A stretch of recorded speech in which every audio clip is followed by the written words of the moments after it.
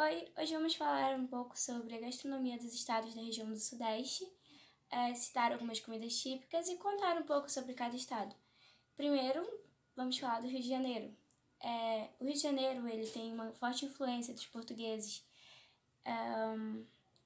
apresenta contornos bem característicos na culinária deles.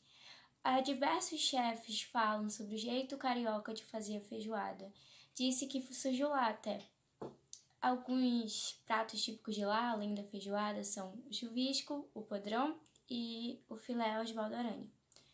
Agora vamos falar do Espírito Santo. Pelo fato de Espírito Santo ser banhado pelo Oceano Atlântico, grande parte dos ingredientes da culinária deles vem do mar. E eles têm uma forte mistura cultural dos índios, que vieram antes dos colonos, dos portugueses, que colonizaram as terras, e de africanos, que foram escravizados aqui. Alguns pratos típicos são torta de capixaba, muma de siri, muxá ou chamada de lelê. Eles usam muito o siri, muito. Agora vamos falar sobre São Paulo. São Paulo, numa época que ela ainda não estava economicamente desenvolvida, as condições de vida dos colonizadores e nativos influenciaram muito nos hábitos alimentares. Pelas condições do solo, para eles terem comida, eles tinham que ter muita flexibilidade e criatividade. O milho, que era uma herança culinária dos indígenas, ficou muito forte até hoje. Permanece essa cultura para eles. Diversos pratos da gastronomia paulista vieram como uma forma de adaptação dos tropeiros ao trabalho árduo que tinham na região, recorrência de fatores históricos. Naquele tempo, além de um preparo prático, eles precisavam de alimentos que se mantivessem conservados durante uma longa viagem sem estragar. Os pratos de maior identidade paulistana surgiram durante esse período, com o virado da Paulista, por exemplo. Algumas comidas típicas de lá são o afogado, o virado paulista que eu já citei, o bauru e a caipirinha. Agora vamos falar de Minas Gerais. A culinária mineira pode ser considerada a com maior diversidade do país, pois onde você vai lá, eles têm comidas típicas diferentes. Portugueses, negros e índios passaram a compartilhar hábitos e ingredientes, e com isso enraizaram uma cultura que valorizava esse regionalismo. A partir do século XVIII, Minas teve maior visibilidade na culinária, com o uso da mandioca, do milho, leite, tubérculos e folhagens, bem como as carnes de porco e de boi. Passando isso de geração para geração, acabou chegando na nossa contemporaneidade. Alguns exemplos da comida típica de lá são o frango com quiabo, o leitão à pururuca e o feijão tropeiro. Também fazem doce de leite e pão de queijo, que é uma grande marca de lá. E vamos lá. Então vamos, ó. Eu vou fazer 3 ovos, ó. 3 ovos.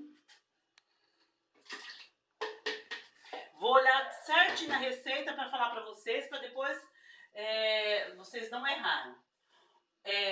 1,5 xícaras de óleo. Então, ó, a xícara é essa aqui, ó, de tomar com leite, com café, com chá, ó.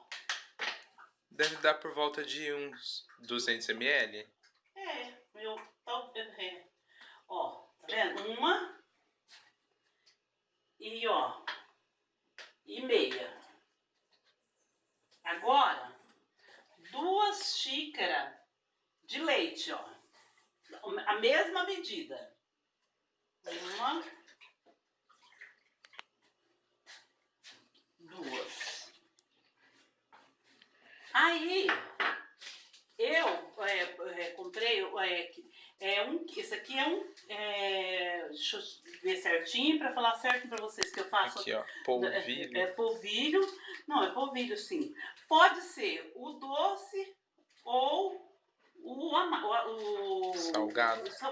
Não é salgado que fala. Esse é o polvilho doce. Esse é o doce. Mas olha, eu vou pôr a metade. Vou colocar 1 colherinha dessas de café, ó, de sal. E vou dar uma batida.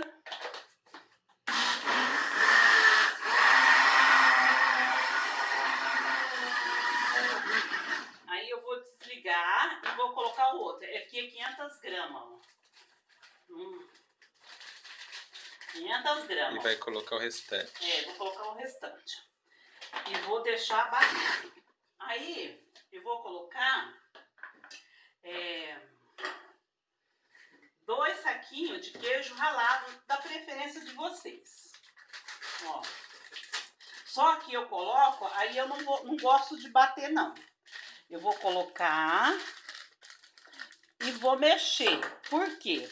Porque eu gosto que fica esses pedacinhos de queijo assim, ó. Tá vendo? Ó, aí eu mexo assim, ó. É fácil, gostoso e simples de fazer. Aquela que tem um buraco assim, sabe? Então aí, só que não enche muito não, ó. Tem que ser um tanto assim. Pra ele crescer. Pra ele crescer. Olha, eu já enchi todas. Agora eu vou colocar para assar no forno a 200 graus. Ó, eu já deixei ele esquentando, porque quando tá quentinho é melhor. Aí daqui uns 40 minutos a gente volta. Olha só, tá pronto. Vou desligar. Deixa aproximadamente 40 minutos a 1 hora, né? Vou desligar e vou tirar para vocês verem. Mas ficou tão bonito, cresceu. Olha só. Olha só que delícia. Que delícia e que fácil de fazer. Agora um bom cafezinho e é só aproveitar. Olha. Que delícia, fácil de fazer e gostoso, olha. Vou comer um pedacinho porque tá quente. Eu quero um pedacinho também. Vou dar um pedacinho pro Louro e depois espera esfriar, Lourinho. Olha. Espero que vocês gostem. Façam. Olha aqui, ó. Nossa assadeira. Olha só. Para que vocês possam fazer para a família de vocês. E eles vão ficar todos felizes. Já pensou?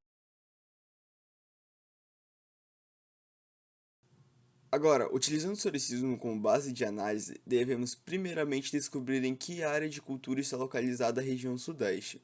Segundo a obra O Povo Brasileiro de Darcy Ribeiro, o Brasil está dividido em 5 áreas de cultura, que são Brasil Caboclo, Brasil Sertanejo, Brasil Crioulo, Brasil Caipira e Brasil Sulinas. E de acordo com o mapa apresentado, a região sudeste está localizada predominantemente no Brasil Caipira. Partindo deste pretexto, fica mais fácil o debate sobre a região, uma vez que o Brasil Caipira tem seus complexos culturais com vários traços semelhantes aos dos portugueses, italianos e japoneses, já que estes povos foram os mais presentes durante o processo de formação de uma identidade cultural na área. Entretanto, quando é abordada a culinária em questão, os principais traços culturais são dos indígenas e africanos. Esses alimentos são caracterizados da cultura sudestina, nem sempre foram tão populares. Vale ressaltar que, por serem oriundos de etnias segregadas, eram considerados alimentos de classes sociais baixas. Além de, a maioria dessas receitas eram feitas com produtos de pouca qualidade. Como exemplo, temos o pão de queijo, que ficou reconhecido apenas por volta de 1950, e era feito primordialmente com farinha de mandioca e queijo endurecido. Então essa foi a visão antropológica da culinária da região sudeste.